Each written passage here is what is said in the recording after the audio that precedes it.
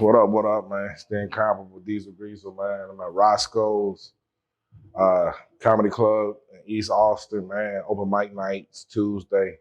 We got the 10-minute mic. I decided to come out, bless it. Hopped on the email list last week. So they hit me up today, I think. Let me know I made it. Might have been yesterday. I think it might have been today, though. It was last minute, but I'm grateful. You know what I'm saying? Gave me a reason to come out to Austin. Came out here and drove some Ubers and Lyfts on the way out here. That's interesting. So I'm gonna try to tell a story about what happened tonight on stage. We're gonna see how it's gonna go, man. Try to stay away from the storytelling. Really want to turn it into a joke, but really just want to try some new things tonight on stage, man. Instead of this polished material that I've been working, my timing's pretty good on that. I think it's time to just get out of my comfort zone and just try some new stuff, see what's going to work, see what's not. So got low expectations for these jokes tonight, but could be dope. Could be dope. So time will tell, man. Y'all stay tuned. We're going to enjoy the show. We're going to get it crack-a-lacking. It's going down. The incomparable. Coming to the stage, the incomparable, Deezil, Greezil. All right. That was awesome. Can you guys hear me? Yeah. Awesome, man. You guys did a fantastic job of clapping for someone you never heard of. I love fake enthusiasm, man. Love it. Previous guy's name is Chad, and that's funny to me for reasons that probably not obvious to you guys. I have a friend of mine who came up with an acronym for white men. He calls them Chads. And I didn't know what it meant, and I asked him one day, and he told me it stood for Cracker, Hunky, Aryan, Devil. I was like, damn, that's good. I wish I thought of that. Man, on the way up here, I was driving some Ubers because I live about an hour away, so I figured I'd make the trip worthwhile.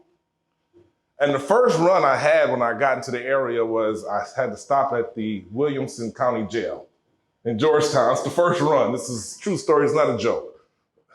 So I see it come up, Williamson County Jail, and I get nervous. I'm like, okay. I wonder if this guy just got out of jail. So I'm like, man, I'm just going to fucking ask him, right? So I see him and I size him up from out the car. I'm like, yeah, I could fucking take him. And so he gets in the car and I just couldn't resist. I was like, so how's your day going? He's like, guy, I've had better. Then I just got right to the shit. Did you just get out of jail? He's like, yeah. So I just wanted to ask what you all want to know. Like, what were you in jail for? And he told me he whooped his wife's ass. And I felt safer. Immediately, I felt safer because I'm not a wife. So I'm like, okay, this guy hits wives, but doesn't hit drivers. So we're good. We're good there. But I know, all domestic violence has a good story. And it was like a 29-minute ride to his house, so I was like, what happened? So he tells me, he said, dude, last night me and my wife were drinking, watching baseball. You know how she gets on that fireball. And I'm like, oh yeah, I know how that bitch gets. I'm just egging the shit on. And he tells me she got drunk and she misplaced her bottle of Fireball. She couldn't find it. And she accused him of spilling the fucking bottle. So she's aggressive. She's fucking aggressive. And so he says that she picks up a piece of cake and smacks him in the mouth. And next thing you know, he wakes up in the jail cell. And I felt bad for the guy. But then I asked him, I was like, what kind of cake was it? And it was red velvet, It was red velvet. So it's not a joke. It's just an observation. But the shit was fucked up, man, and just got me to thinking about how, my life isn't as bad as some other people's lives, it's not. But I always feel like people are fucking with me everywhere I go. I went to Taco Bell for breakfast yesterday, and my total was $7.04, right? That tells you about where I am at life. I went to Taco Bell for fucking breakfast, right? Total $7.04. And the cashier through the drive-through speaker, she says, would you like to round that up to $8? So Taco Bell employees can go to college. And my initial reaction is like, bitch, I ordered off the value menu. And you want me to round up 96 cents so Taco Bell employees can go to college. And I thought about it, and I was like, no. I want them to work hard at Taco Bell and get it out the mud. Like, that's what the fuck I want. Like, because I don't know where this myth comes from that people are working at Taco Bell to pay for fucking college. Like, now imagine if they did that shit in the strip club. Like, hey, they're like, sir, would you like to round that $6 up to an even 10 so this bitch can go to college? You know? Because at least there's a stigma associated with women stripping to go to college. Like, no one's working at Taco Bell to pay for fucking college.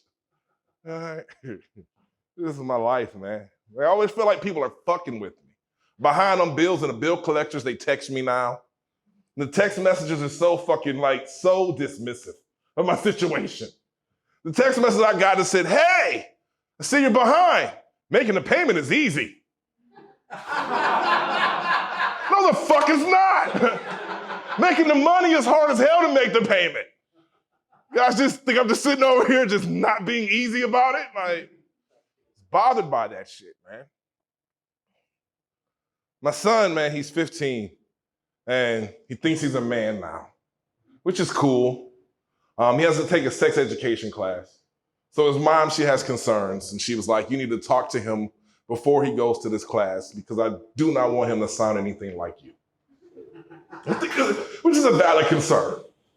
So I sit him down and I'm like, you know, son, it's 2023 and they have different sexual orientations. You know, we got the L, the G, the B, the T, the Q.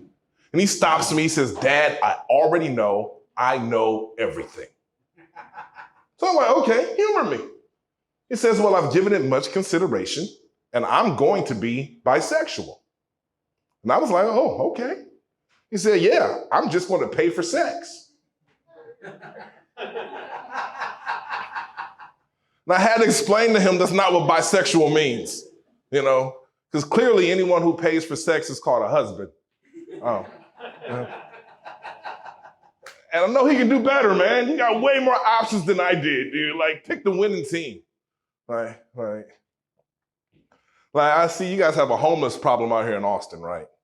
You know, and it's different than where I come from. I'm from Detroit. Our homeless are not like your homeless. Your homeless are picky. You're some of the most entitled homeless I've ever seen. I saw a homeless guy and he had a sign that said, we'll work for food, no gay shit. You know? And it just got me to wondering, like, what happened that day for him to change his business model, you know? Because it was written in red crayon, the no gay shit is like, someone didn't tip. Like someone bit off more than they could chew. You know? The homeless people have standards, so I should too. This leads me to my dating life, man. And it's not going well at all. Like, I met this one girl, we went on 3 good dates and then it got weird, right? So I picked her up for the 3rd date and she says, I have something I have to tell you. So at this point, I'm like, yeah, this bitch is a man, right? I've seen this movie before. I know where this is going. But it was worse than that. She wasn't a man. She told me that when she was younger, in her younger days in high school, she used to be in special ed classes, special education, you know? And I'm like, man, that's the first date conversation, right? Like, you don't wait till the 3rd date to tell me you used to be slow. Like, come on, man. We've been parking in the back the whole time. Like, we could have had one of these spots in the front that's clearly labeled for people like you, you know? Like, you know, but I'm a man. So men we're simple creatures, right? So as a man, I just want to know, like, how special are we talking, right? You know? Because every man has a sliding scale of retard we still fuck, right? We're not going to go full-blown retard. We're not. But if you're dyslexic, you can get this dick. That's all I'm saying. It's like, men are simple. Like, if you used to ride the short bus, you can ride a long dick. Like, don't tell me what you can't do. Right? I'm really thinking, man, like, school's back in, and I think I hate kids. Not like a racist way. Like, I don't want to burn a cross in the kid's yard or no shit like that. But I just hate school zones. I hate school zones. I just think they should change the way school zones work. I think that the speed limit in the school zone should be determined by the kids' grades, right? Like, you know what I'm saying? Like, why am I slowing down for a dude with a 67? Like, he don't give a fuck, why should I? Like, life happens fast, man. You gotta incentivize education in some way. It's like, that's horrible, man. I'm still healing, yeah. You know, my youngest baby, man, she's 9 years old. She's my favorite, right? And she wants to be a comedian just like her dad, which I think is awesome. Her mom hates it, but I hate her mom. So it's like, like, it is what it is. So I get a call from the school and they're like, hey, you gotta come pick up Natalie because she said something inappropriate. So I get down to the school and I'm pretty livid. I'm like, Natalie, what the hell did you say to these people? She's all distraught. She looks at me, she says, Dad, I have a friend named Bobby and he doesn't have any arms. I said, what? She says, knock, knock. I said, who's there? She says, not Bobby, he doesn't have any arms. And that was a damn good joke for a 9-year-old. So I decided to try it tonight, man. You guys have been fantastic. Make sure you follow me on Instagram at Professionally Black. I am the incomparable Deezil Greezil. Thank you. Deezil, everyone.